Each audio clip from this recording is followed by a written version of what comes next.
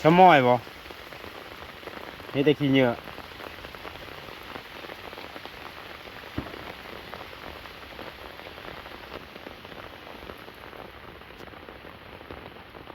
ตกอยู่บนมือบนคืนตกอยู่บนมือบนคืนพี่น้องป้าโถแต่ว่าข้างแห้งกับบ่แห้งฝนลิน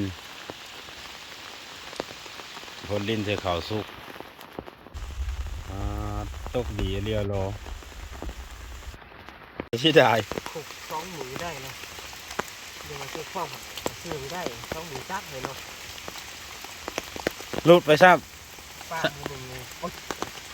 ตกแล้วขันท้ายแล้วลงำแล้วมันยังไม่ลงกันตรงอ่ะมันยังมีเนี่ยไล่ขุกลงไว้ที่ว่ามันปลาลงค่อยเลยจะลงน้ำค่อยด้วยปลดแล้วยังได้ปลดแล้วอยู่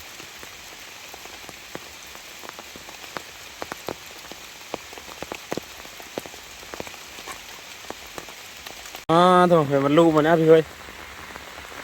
นี่เองเขาเนาะแต่เมื่อวานนี่ก็ยังลูน้ำมาเรียรอป้าโถพี่น้อง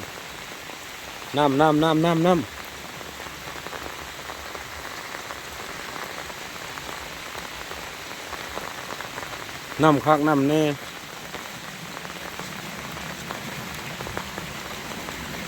น้ำคักน้ำแน่เรียรอ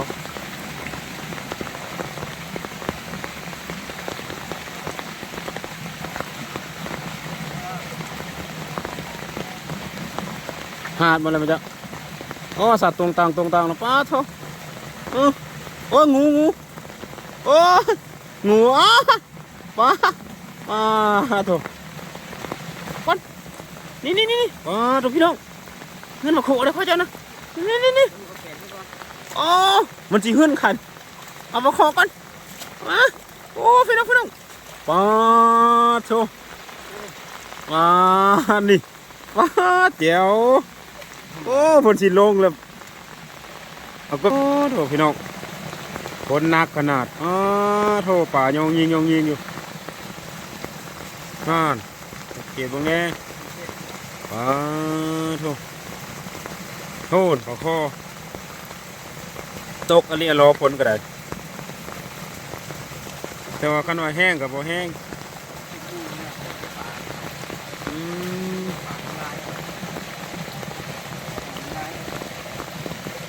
รอบนี้นะรอบสุดท้ายยี่แล้วป่านะพี่น้องเลย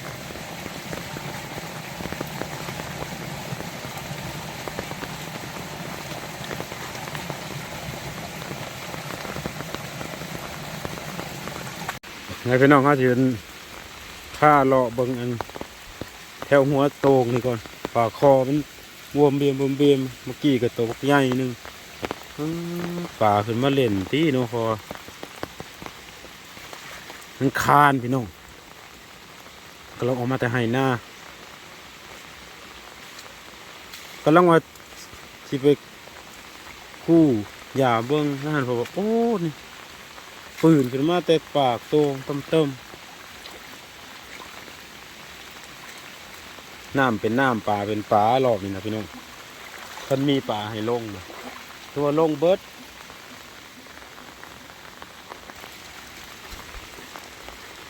เบิ้งยูหันอีก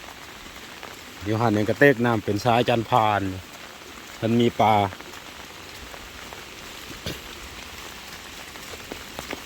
คนในขาดการเอามือนี่ในบดมืออีกเมื่อวานนี่ก็จนเที่ยงจนได้เช้าบัดคำบัดสิโต๊กตอนแรกบัดโต๊กจนพี่ช่วงตีหนึ่งตีสองตกโอ้หนาวนะพี่น้องบ่านะบ่ยอมลงแค่นี้นะจูดจ้า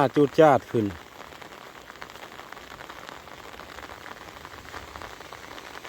เบิ่งก่อนรุ่นมึงก่อนพ่อบ่มองนี่นะป่าในนี่นะร้ายแต่มันบ่ยอมลงโอ้สอดจูดจ้าได้หรองูอีแล้วมั้ยจ๊ะโอ้ตัวเดียวนึงมั้ยจ๊ะ นี่อยู่แต่ว่าป่านะป่านี่แต่ป่าน้อยยอมนี่นะบนยอมลงเกิน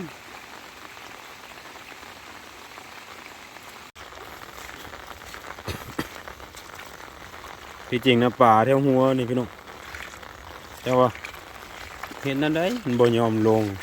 ที่ว่าอยากลงนี่นะยอมตรงประมาณตรงนี้ป่าหลายโพดแต่บ่ยอมลงอ๋อน้ำจานพานโลดนี่นะโอ้เข่งฝนตกดีเลยเหรอท่พุ่นนะพุ่นป่าจูดจ้าเดี๋ยวไปใช้เบิดคือบ่เห็นลงโอ้นี่หัวคอบ่เข่าโต่งไว้เฮ้ยน้ำโถพี่น้องคนดีไปหน้าพักแล้วนะครับเบิ่งปลาคอใหญ่อีกก่อนโอ้โถขักอะไร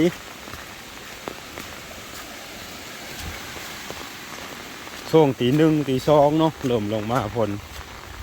แต่ว่าเมื่อคืนนี่ตัวบ่ได้แห้งบ่ได้เฮาก็เลยบ่ได้ออกมาพี่อ้ายว่าไล่ปลาคอบักใหญ่นึงโอ้โถจับมาแล้วเขาว่าสิใส่ของจับ2 มือเขาว่าหลุดมือลงพาย แต่ตอนนี้นะรุ่นสิให้ลงลียีกับโบลงสิลงจิบกับโบลงตรงกับโบลงรัวคานออกแล้วพ่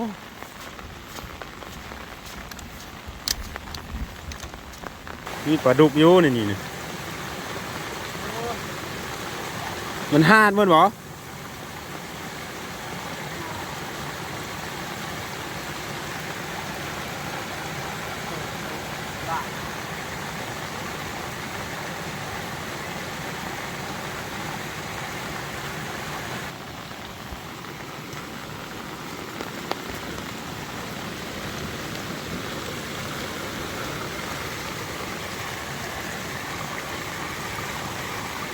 ปลายังกับผสมก่อน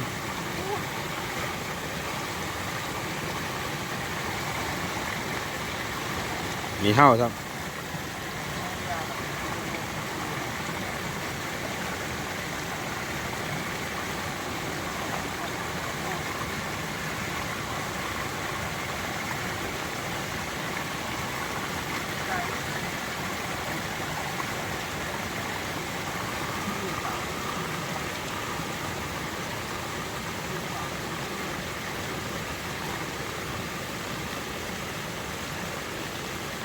เรียบร้อยแล้วนะในนี่นะ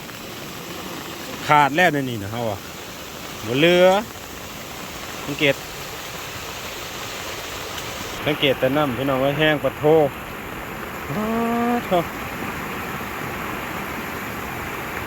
ตั้งก่อน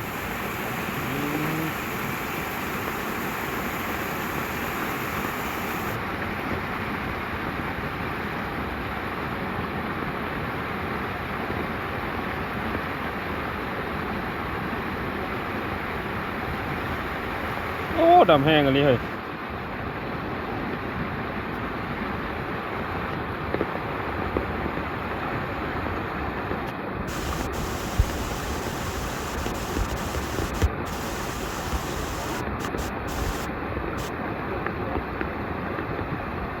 โอ้หมองนี่บ่มีปลาพี่น้องเอ้ย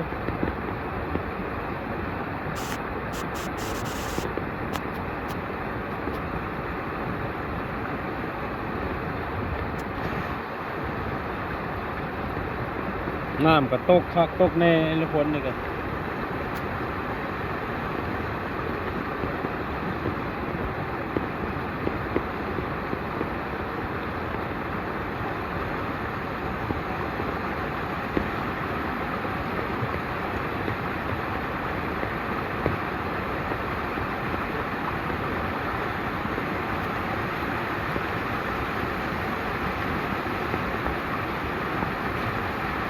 ในท่อใส่กระทงนะ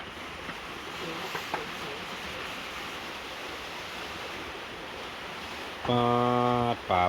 าสองทางผมบอกอ๋อเยอะปลาดุกบ่อยเนี่ย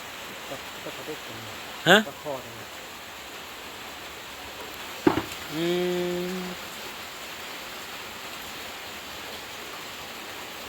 อันนี้มีแต่ปลาดุกต้นอันนี้บ่ได้หยังไปก่อนพี่น้องว้าโถจวดไปโลมีแต่ปลาคอปลาดุกก็มีเด้อ